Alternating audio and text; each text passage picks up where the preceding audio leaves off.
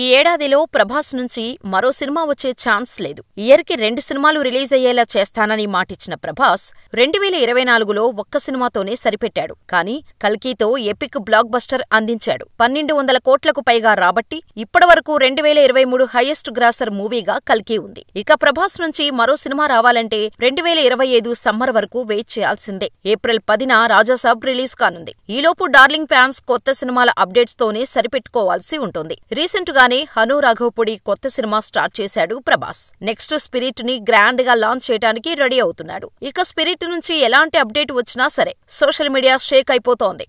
చెప్పాలంటే present sets పై ఉన్న సినిమాల్లో స్పిరిట్ మోస్ట్ అవైటెడ్ మూవీగా ఉంది. సందీప్ రెడ్డి వంగ ప్రభాస్ ను ఎలా ప్రెజెంట్ చేస్తాడనే ఎగ్జైట్మెంట్ ప్రభాస్ ఫ్యాన్స్ బుర్రలను తొలిచేస్తోంది. ఈ ఇయర్ ఎండింగ్ లో స్పిరిట్ సెట్స్ పైకి వెళ్లాల్సి ఉండగా వచ్చే ఏడాది జనవరిలో లాంఛనంగా మొదలు కానుంది. ప్రస్తుతం సందీప్ స్క్రిప్ట్ రెడీ చేస్తున్నట్టు తెలుస్తోంది. ప్రభాస్ క్యారెక్టర్ ను సందీప్ చాలా పవర్ఫుల్ గా వైల్డ్ ఎలిమెంట్స్ తో బోల్డ్ గా రాసుకున్నాడని సమాచారం. అలాగే ప్రభాస్ డ్యూయల్ రోల్ లో కనిపించబోతున్నాడని టాక్. ఇక స్క్రిప్ట్ లోడ్ అయింది కాబట్టి next pre production work start చేయడమే లేట్ అన్నమాట. స్టార్ కాస్టింగ్ ఫైనల్ అవగానే జనవరి నుంచి రెగ్యులర్ షూటింగ్ స్టార్ట్ అయ్యే ఛాన్స్ ఉంది.